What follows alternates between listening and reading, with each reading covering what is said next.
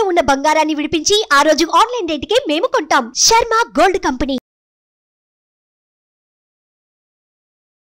నమస్తే, welcome to Suman TV. నేను మీ యామ్ని. ప్రస్తుతం మనతో ఉన్నారు ప్రముఖ ఆధ్యాత్మికవేత్త, ప్రముఖ జ్యోతిష వాస్తు పండితులు, బ్రహ్మశ్రీ డాక్టర్ నాయకంటి మల్లికార్జున శర్మ గారు ఉన్నారు. వారితో మాట్లాడదాం. నమస్కారం గురుగారు. నమస్కారం. తాకట్టులో ఉన్న బంగారాన్ని విడిపించి ఆ రోజు ఆన్లైన్ రేటుకే మేము కొంటాం. Sharma gold company. గురుగారు, ఇప్పుడు ఉత్తరాభాద్ర నక్షత్రంలో జన్మించిన వాళ్ళకి వీళ్ళ స్వభావం అనేది ఏ విధంగా ఉంటుంది? అలానే ఈ నక్షత్రానికి సంబంధించిన పరిహారాలు, రత్నం ఏది ధరిస్తే మంచిదండి? తప్పకుండా అమ్మ. ఓం శ్రీ గురుభ్యో నమః. ఉత్తరాభాద్ర నక్షత్రంలో జన్మించిన వాళ్ళందరూ కూడా శని యొక్క ప్రభావ జాతకులు అవుతారు. ఉత్తరాభాద్ర నక్షత్రం మీనరాశిలో ఉంటుంది కాబట్టి శని గురువు యొక్క ప్రభావిత జాతకులు, వాళ్ళ యొక్క రెండు గ్రహాల యొక్క ఇన్ఫ్లుయెన్స్ ఉంటుందని అర్థం. ఉత్తరాభాద్ర ఈ నక్షత్రంలో జన్మించిన వాళ్ళు శని మహర్దశలో జననం అవుతుంది. అంటే శని మహర్దశలో జననం తర్వాత 19 సంవత్సరాలు శని మహర్దశ ఉంటుంది. అంటే ఉత్తరాభాద్ర నక్షత్రం 1వ పాదం, 2వ పాదం, 3, 4 పాదాలన్నీ కూడా మీనరాశిలో ఉంటాయి. అంటే ఈ మీనరాశిలో ఉన్న వ్యక్తులు రెండు గ్రహాల యొక్క ఇన్ఫ్లుయెన్స్ ఉంటుంది, గురువు శని. అంటే అతిపెద్ద గ్రహాలైన గురువు శని యొక్క ప్రభావం అనేది వీళ్ళ జీవితం మీద పడుతుంది. అక్కడ 19 సంవత్సరాల శని యొక్క మహర్దశలో ఉత్తరాభాద్ర నక్షత్రం అనేది 1వ పాదం, 2వ పాదం అంటే కొంత శని మహర్దశ తగ్గటం, అలానే 3వ పాదంలో కొంత తగ్గటం, 4వ పాదంలో తగ్గే అవకాశాలు ఎక్కువగా ఉంటాయి. వీళ్ళకి ఏమిటి అని అంటే గురు మహర్దశ తర్వాత వీళ్ళకి ఏదైనా సరే చంద్ర మహర్దశలో వివాహం అయ్యే అవకాశాలు ఎక్కువగా ఉంటాయి వీళ్ళకి. అయితే రవి మహర్దశ చివరిలోనూ లేకపోతే ప్రథమంగాను, అంటే రవిచంద్రుల యొక్క మహర్దశలో వివాహాలు జరిగే స్వభావం ఎక్కువగా ఉంటుంది. అయితే వీళ్ళ యొక్క ఉత్తరాభాద్ర నక్షత్రంలో జన్మించిన వాళ్ళ యొక్క విషయాన్ని కుజ దోషరహిత నక్షత్రం అంటారు. అంటే ఎగ్జంప్షన్ ఉంటుంది కుజదోషానికి. అంటే వీళ్ళ కుజదోషం అనేది ఉండదు ఈ నక్షత్రంలో జన్మించిన వాళ్ళకి. ఈ నక్షత్రంలో జన్మించిన వాళ్ళకి కుజదోషం అనేది ఒకటి ఉండదు. వీళ్ళ యొక్క స్వభావాన్ని మనం చూసుకునేటట్టయితే కొంత ధార్మిక కార్యక్రమాలు చేయటం, ఓర్పుతో ఉండటం, సహనంతో ఉండటం, జీవితాన్ని ముందుకు తీసుకెళ్ళటం, గౌరవ ప్రతిష్టలకి ప్రాముఖ్యత ఎక్కువగా ఇవ్వటం, ఓర్పు, శాంతం, సంతానం కలిగే అవకాశం బాగా ఎక్కువగా ఉండటం, ధార్మిక కార్యక్రమాలు, పనులు చేయటము, అలానే మాటకారితనము, ధనవంతులు, దాతలు, ధనం బాగా రావటం, శత్రువులను జయించేవాళ్ళు అని అర్థం. స్త్రీ యొక్క స్వభావాన్ని చూస్తే ధనవంతురాలు, సంతానవంతురాలు, ధార్మిక ఆధ్యాత్మిక కార్యక్రమాల్లో ముందుకుండటం ఒకటి. అలానే స్వభావంలో వచ్చేటప్పుడు స్త్రీ పురుషుల్లో కొంత కపటం కూడా ఉండే అవకాశం అనేది ఒకటి ఉంటుంది. పనులలో ఆలస్యం జరిగే అవకాశం ఉంటుంది. దగ్గరికి వచ్చి పనులు వెనక్కి వెళ్ళే అవకాశం బాగా ఎక్కువ ఉండటం, అనవసరమైన విషయాలకి వాళ్ళు ఏదో విషయాన్ని ముందుకు తీసుకెళ్ళి వెళ్తుంటారు. అనవసరమైన విషయాలు కొన్ని ఉంటాయి ప్రపంచంలో. ఆ విషయాలన్నిటికి కూడా వీళ్ళేదో ముందుకు తీసుకుని వెళ్ళి నేను చేస్తాను, నువ్వు చూస్తావు అనే వాటి మీద ఎక్కువగా ఇన్ఫ్లుయెన్స్ ఎక్కువ ఉంటుంది. అంటే మనం చేయలేకపోతే చేయలేదని మనం ఒప్పుకోవాలి, చేస్తామనే పాయింట్కి ముందుకు వెళ్ళకూడదు. ఇలాంటి విషయాల్లో బాగా ఎక్కువగా వాళ్ళు ఆరితేరిన వ్యక్తులు. అంటే ప్రతి పనిలో కూడా మాటకారితనం చూపించుకోవటం, గ్రాస్పింగ్ పవర్ ఎక్కువగా ఉండటం, వాగ్ధాట్ ఎక్కువగా ఉండటం, మెప్పించడం, ఒప్పించడం, రప్పించడం, అంటే ఇలాంటి వాటిల్లో ఎక్కువగా పనితనం చూపిస్తుంటారు. అంటే ఎదుటి వాళ్ళని మౌల్డ్ చేయటంలో వీళ్ళు సిద్ధహస్తులు. మౌల్డ్ చేయటంలో సిద్ధహస్తులు, వ్యాపార దక్షత గలవాళ్ళు. అంటే వ్యాపార భాగస్వామ్యం బాగా కలిసి వచ్చే అవకాశం ఉంటుంది. ఉద్యోగ ప్రయత్నాలు సఫలీకృతం కావటం, ప్రైవేటు ఉద్యోగస్తులు ఎవరైతే ఉంటారో వాళ్ళకి అనుకున్న దానికంటే మంచి జాబ్ రావటం, విదేశాల్లో స్థిరపడే అవకాశం, తల్లిదండ్రులకు దూరంగా ఉండే అవకాశం ఉంటాం. అంటే తల్లిదండ్రులకు దూరంగా ఉండే స్వభావం ఉంటాం. అంటే చదువు పరంగా ఉండొచ్చు, లేదా విదేశాలకు వెళ్ళొచ్చు, దూరం అయ్యే అవకాశాలు అనేవి ఖచ్చితంగా ఉంటాయి. కాబట్టి శత్రువులను జయించేవాడు, అంటే శత్రువులను ఒప్పుకునేవాడు కాదు.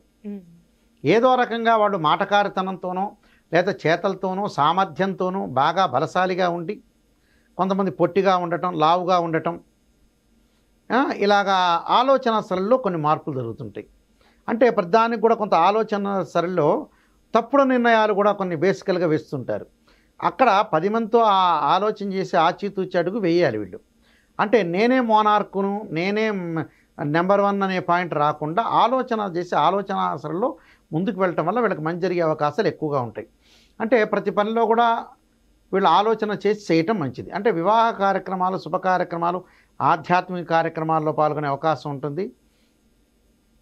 ప్రయాణాల వల్ల లాభం కలిగే అవకాశం ఎక్కువగా ఉంటుంది. అంటే ప్రయాణాల్లో కూడా మంచి లాభాలు కలుగుతాయి. ఉమ్. అంటే సుప్రసిద్ధమైన వ్యక్తులతోటి వీళ్ళు కలిసి నడవటం జరుగుతుంటుంది. అలా నడుస్తేనే వీళ్ళకి అనుకూలమైన ఫలితాలు జరుగుతాయి. అలానే ఇప్పుడు ఆర్థికంగా ఈ నక్షత్రంలో జన్మించిన వాళ్ళకి ఏ విధంగా ఉంటుందండి? ఆర్థిక పరంగా అనుకూలమైన వాతావరణం ఉంటుంది. ఆర్థిక పరంగా అనుకూలంగా ఉంటుంది, కానీ డబ్బు పోగొట్టుకునే అవకాశాలు కూడా ఉంటాయి వీళ్ళకి. అంటే ట్రాన్సాక్షన్లో, అంటే ఎవరికైతే డబ్బులు ఇస్తుంటారో దానివల్ల కూడా కొంత డబ్బులు పోగొట్టుకునే అవకాశం ఉంటుంది. ఆస్తులు కొనుగోలు చేస్తారు, అంటే డబ్బుని కన్వర్ట్ చేసి ఆస్తుల రూపంలో మారుతుంటుంది. ఆస్తుల రూపంలో మారటం వల్ల కూడా వీళ్ళకి కొన్ని మంచి ఫలితాలు, సుఫలితాలు జరిగే అవకాశం ఎక్కువగా ఉంటుంది. అంటే అనుకూలమైన ప్రయత్నాలు వీళ్ళకి సఫలీకృతం అవుతాయి. ఆ సఫలీకృతం కావటం వల్ల చాలా మంచి పనులు జరగటం, ఆర్థిక పరంగా పరిపుష్టికరంగా ఉంటారు. అంటే సమవుజ్జులతోనే వీళ్ళు పోరాడతారు శత్రువులతోటి. అంటే శత్రువులను జయించడం అంటే ఏంటంటే నరదృష్టి ఎక్కువగా ఉంటుంది వీళ్ళకి. శత్రువులతోటి జయించుతారు, సమవుజ్జులతో పోరాటం చేస్తుంటారు. అంటే పోరాట ప్రతిమ గల వ్యక్తులు అని అర్థం. అందువల్ల బంగారు ఆభరణాలు కొనుగోలు చేయటం ఆసక్తిగా ఉండటం, అలానే వస్తువుల మీద ఆసక్తి, పిల్లల మీద శ్రద్ధ, విద్యందు అనుకూలత, అయినా వ్యాపార పరంగా కూడా అనుకూలమైన ప్రయత్నాలు సఫలీకృతం అవుతాయి. అంటే ప్రతి దానిలో కూడా వాళ్ళు నేనే ఉన్నాను ముందంజలో వచ్చే అవకాశాలు ఎక్కువగా ఉంటాయి. ఆ ముందంజలో ఉండటం వల్ల కూడా ఏది పడితే అది చేయకుండా, ఏది పడితే అది చేయకూడదు. మనం ఏదైతే చేయాలనుకుంటున్నామో దానెందు ఆసక్తి చూపించి మనం ముందుకు వెళ్ళటం వల్ల జీవితంలో సక్సెస్ అయ్యే అవకాశం ఎక్కువగా ఉంటుంది. అంటే వివాహ ప్రయత్నాలు కూడా సఫలీకృతం కావటం. అలానే వీళ్ళకి వివాహం విషయంలో కుజుని యొక్క ప్రభావం ఉంటుందండి ఈ నక్షత్రంలో? ఈ నక్షత్రం వాళ్ళకి కుజుడి యొక్క ప్రభావం అనేది ఉండదు. అంటే మనకు 13 నక్షత్రాల్లో ఉత్తరాభాద్ర నక్షత్రం కూడా ఒకటే. అంటే కుజుడి యొక్క ప్రభావం లేని నక్షత్రం ఏంటంటే ఉత్తరాభాద్ర నక్షత్రం. అంటే 13 నక్షత్రాల్లో ఎగ్జంప్షన్ నక్షత్రం ఇది. అందువల్ల వీళ్ళకి ఎలాంటి ప్రాబ్లం లేదు. వీళ్ళకి అనుకూలమైన ఫలితాలనే పాజిటివ్ రిజల్ట్స్ వచ్చే అవకాశం ఉంటుంది. వీళ్ళు శని మహర్దశలో జననమైతే ఎంబటే మనకి మహర్దశలు మారుతూ ఉంటాయి కాబట్టి ఎంబటే వీళ్ళు శని మహర్దశ, తర్వాత బుధ మహర్దశ, అలానే కేతు శుక్ర మహర్దశలు వరుసగా ఉంటాయి. వీళ్ళకి అనుకూలమైన ప్రభావం అనేది బాగా ఎక్కువ ఉంటుంది. ఎక్కువ మందికి కేతు మహర్దశలో వివాహం అయ్యే అవకాశం ఉంటుంది. జ్ఞానం కూడా ఆ కేతు మహర్దశలోనే వీళ్ళకి ప్రభావితం అవుతాయి. కొన్ని దోషాలు పరిహారం చేసుకుంటే వీళ్ళకి సక్సెస్ అయ్యే అవకాశం గ్యారెంటీగా ఉంటుంది. అంటే ఎలాంటి పరిహారం చేసుకుంటే మంచిదండి? వాళ్ళకి తప్పకుండా ఎలాంటి పరిహారం చేసుకోవాలి అని అంటే ముఖ్యంగా వాళ్ళు చేసుకోవాల్సిన పరిహారం అనేది ముందు వాళ్ళు ఓం నమః శివాయ పంచాక్షరి చేయాలి. తత్పురుషాయ మహాదేవాయ ధీమహి తన్నో రుద్ర ప్రచోదయాత్ అనే మంత్రాన్ని చిన్నప్పుడు కూడా వీళ్ళకి కొంత జనన శాంతి అనేది ఏర్పడుతుంటుంది. అంటే చిన్నప్పుడు వయసులో ఆరోగ్య స్థితిగతుల విషయంలో జాగ్రత్త ఉండాలి. శని పీరియడ్ కాబట్టి అప్పుడు రుద్రాభిషేకం లాంటివి చిన్న వయసులో చేసుకోవటం, జీవితాంతం ఓం నమః శివాయ పంచాక్షరి చేసుకోవటం, శరీరే జర్జరీభూతే వ్యాధిగ్రస్తే కళేవరే ఔషధం జాహ్నవీతోయం వైద్యో నారాయణ హరిని మంత్రాన్ని చక్కగా చదువుకోవటం, అలా ఇచ్చి చదువుకోవటం అనేది చాలా మంచిది. అలానే దత్తాత్రేయ స్వామి యొక్క పారణం కవచం కూడా చదువుకోవాలి. అలానే గురువు యొక్క పెద్దల యొక్క ఆశీర్వచనం, గురువుల యొక్క ఆలోచన, గురువులకి ఆశీర్వచనం చేయటం చాలా మంచిది. దానితో పాటు ఈ ఉత్తరాభాద్ర ఏదైతే ఈ నక్షత్రంలో జన్మించిన వాళ్ళు కూడా తప్పకుండా నీలం ఒకటి కనకపుష్య రాగం ధరించడం చాలా మంచిది.